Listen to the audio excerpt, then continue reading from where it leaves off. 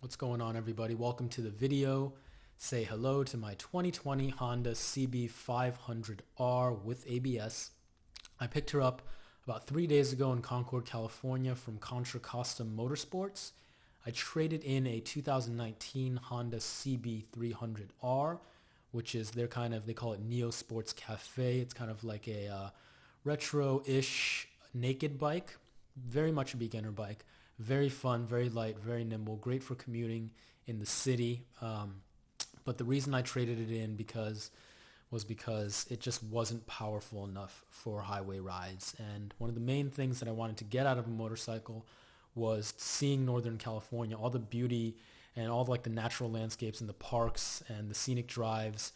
You know, they're about an hour and a half, 2 hours, or even more than that from where I live in Sacramento. And so feeling safe and capable on the highway and having enough power to, get out of a situation and pass cars and just stay ahead of all the idiots in cars, that's important to me. And I really just didn't feel that on the 300. So if you're a beginner rider trying to decide whether a 300 is right for you to begin on, I think you really have to consider whether going on the highway for extended periods of time is important to you, right?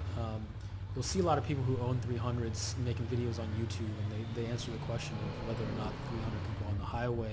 And a lot of the videos I've seen, people are like, yeah, it can go on the highway just fine.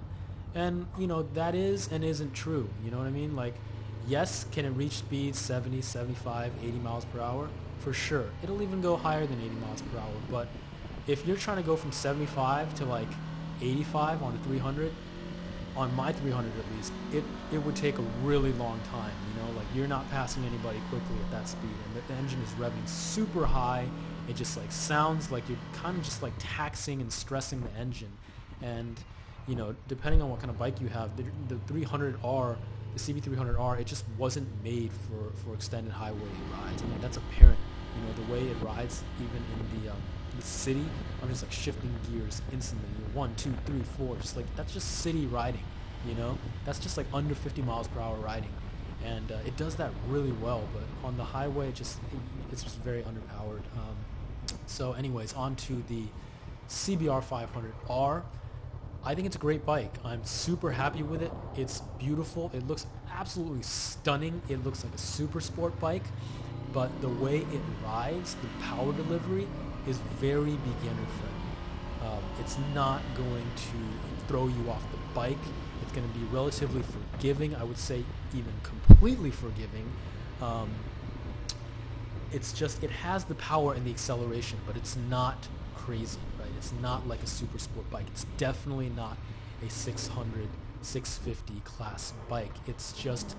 I think it's just a more powered beginner bike is how I would look at it. And I am someone who is a complete beginner. I started riding in January of this year, so that's January 2020.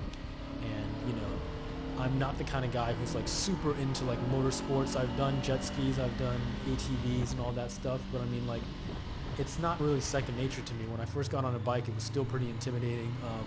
Even when I moved up from the 300 to the 500, it was intimidating, because I will say this, in a way that the 500 is not quite so beginner friendly, is it's kind of a full-size, full-weight bike, right? In some cases, I think it's even a little heavier than 650 class bikes. But as far as the size, it's generally going to be the same size and weight as a 650, so that can be a little intimidating, especially for me. I'm 5'8", 135 pounds. I'm a small guy. The seat height, fortunately, on the 500R, 30.9, that's pretty cool. It's pretty low. It's even lower than that 300 bike that I had before. So my foot finds the ground relatively fast coming to a stop, so that builds a little bit of confidence, doing slow speed maneuvers and stuff like that. But just riding it around the city so far, just commuting is mainly. I'm going to use this bike for commuting. I'm going to use it to get around and see places and have fun on the weekends. But commuting during the week, and it's been absolutely great. When I'm riding through the city, I can stay in second gear all day long, and it's much less stressful than the 300, having to constantly shift gears all the time. That might be your thing, it is fun shifting gears. You might get bored not shifting gears, if you're riding around. But for me, with all these stop signs and stoplights and just like people walking and dogs and bikes, it's just like it's cool to just be able to chill in second gear and not feel like the bike is like really like lurching or like, you know, really wants to be in a different gear, or the engine braking is like really crazy. I'm just cruising it and just like enjoying myself in second gear around the city. So that's real cool. And then of course I have the passing power if I want to just gun it and, you know, fly by and weave through traffic responsibly. You know what I'm saying? But the sound of the bike is great.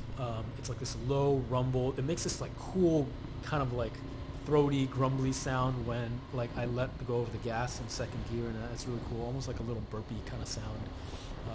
I'm sorry if I'm not technical, because I'm super not, guys. So if you're watching this video, I guess this is mainly for people who are absolute beginners like me, trying to decide what kind of bike they get, or they just want to try to consume some content regarding the 2020 CB500R. I felt like there needed to be some more of that, and you know, I felt like I could throw something out there since I bought one. So we talked about the sound, the looks. The riding position is a little more aggressive. It's definitely more aggressive than pretty much my 300, which was virtually completely upright. Completely upright is so nice because it's just easy on the body, right? And it's easy to just like be really weightless on the handlebars and just kind of steer the bike really, really easily. And the CB300R had like dedicated handlebars that sat above the forks, so it felt much better and easier to control. With the sport bikes, they're like clipped on actually to the forks, so it's not a true handlebar. You're just like directly manipulating the forks. And I have to remember to be conscious about making good posture, making sure my back is straight, making sure my core is always engaged. You know, it's easy to get lazy, and when I get lazy, then I'm leaning forward and my arms are pretty much completely straight, and all my weight is resting on top of the handlebars, on my hands and my wrists. Not only is that super uncomfortable after like a very short amount of time, but it makes the bike a lot more harder to control, because when I do my steering inputs, instead of like lightly just pushing forward on the handlebars, my weight is actually pretty much on top of the handlebars, and it makes the bike almost unresponsive to the inputs that you put in. So that's one thing to keep in mind. You have to be mindful of your posture on this bike. It's not super crazy. I will say it's not like a super lean. It's definitely good enough to commute every day in, but you will have to be mindful of your posture, or else it's going to suck. So the seat is very comfortable. The mirrors I have no problem with. Brakes, they're not. The front brake doesn't seem as great. It doesn't feel as good as my 300. My 300 felt very smooth and grippy. This one, I don't know, it just doesn't feel like it engages as smoothly. But I mean, as far as stopping power, I guess it's relatively the same. Shifting feels amazing. The throttle feels amazing. The sound, it feels like I moved up to a luxury vehicle. It feels like the 300 was cheaply made, and it wasn't. You know, it's a good, great bike. I bought it brand new.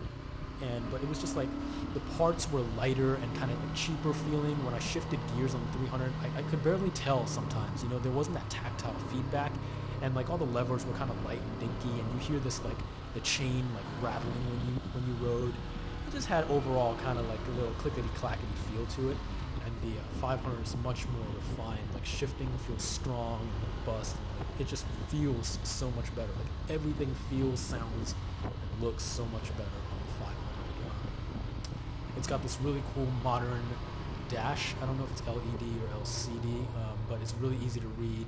The tachometer is really cool. It has a gear indicator, which is like right there for you to see, so you don't have to like keep tabs in your head about what gear you're in. So that's very nice. As far as features, it's kind of bare bones there. It doesn't have anything like kind of like variable traction control or anything like that. But you know, for the price, I'm pretty happy with it. You know, if you want to move up to the 650, you're paying like $10,000 new at least. That's MSRP. So you're probably looking at like $12,000, you know, for a Honda Super Sport. But this is kind of middle of the road. The price was very fair. You know, MSRP about $7,000. And yeah, I think if you're a beginner and you know you feel confident in the bigger size of the bike, I think you should go for it. And I think that's the only real consideration, because you shouldn't be scared about the power. I think that anybody who tries to tell you that the CBR500R is too powerful for a beginner, I don't necessarily agree with that, unless you're someone who's like really, really conservative, someone who's maybe like not only never been on a motorcycle before, but if you are someone who's like, if you haven't even ridden a bike since you were like 5 years old, you know, if you have never done motorsports before, if this whole thing kind of intimidates you, if you've never driven a manual transmission car before, a stick shift car, and it's all like super new to you and it does kind of freak you out, you know, then yeah, maybe the 500 isn't the best choice for you, especially not new, right? Like maybe look for something used or something 300. If you feel like, you know, just be honest with yourself. You know, if you feel like you really need that extra confidence and you definitely rather play it safe than sorry, go for the 300. You know what I mean? Like, you know, don't risk it. Learn on the 300. You will build extraordinary amounts of confidence on the 300 the way you can flick that thing like a bicycle pretty much, man. And you know, you won't even have to think about it for a while. Before you know it, you're just gonna be like zooming around town and just like passing cars, just having a blast on the 300, right? So if you feel like you're gonna need that confidence, I feel like you should start on the 300. But if you're like all right with it, you know, if you feel like you're not very intimidated by it, maybe it is your first motorcycle. But you know, if you've done maybe dirt bikes in the past or you know ridden power sports vehicles and it's just you're okay with that, then I think the 500 is a solid choice. Even a used 500, I think there's a great market for that, and I think there will be a little more room to grow into. You know, if you a lot of people move up, you know, move up. So, you know, I don't want to rule that out because honestly, when I bought my 300, I was like, you know what, this is gonna be good enough. Before I even like rode it 1,500 miles, which is how much I put on it before I sold it. I was just like, nah, I'm not gonna go out of it. It'll be fine. And then, you know, in the city, it was super fun and just like weaving, just like, you know, moving side to side on that bike like it was nothing because it was so light. And then I took it on the highway and I was just like, wow, I don't feel safe. This sucks. Like, this absolutely sucks. How am I going to get to Tahoe on this bike? Like, that's going to suck. Nowadays, like, cars fly on the highway, right? 75, 80, like, on some highways isn't even considered fast. That's like the norm on some highways. And when you're like pushing 75 and the engine's like all revved out and you don't have any passing power, the cars are like flying past you. And then the cars that are behind you are like, why is this dude going so slow? And then they like, you know, they dip out the lane and like pass you really fast. Like, I don't feel safe when that happens. And I don't feel safe when I have no options like that on the highway. So that's why I moved up to the 500, which has plenty of power for the highway, plenty of power for street riding. So yeah, guys, that's all I have to say about this. I hope I wasn't rambling too much. This was a voiceover. I don't have a motovlogging setup. I don't think I'm going to do a motovlogging setup because I'm not that interested in doing that. But I did just want to put out some content for people who are trying to consume as much CBR500 content as possible. I know I was when I was looking to buy it. So yeah, if you have any questions or comments, just shoot them below, and I'll definitely be getting to them since I have 0 subscribers. Thank you again, guys. Thank you so much. Everybody stay safe during this crazy time. COVID-19 survivors, holla.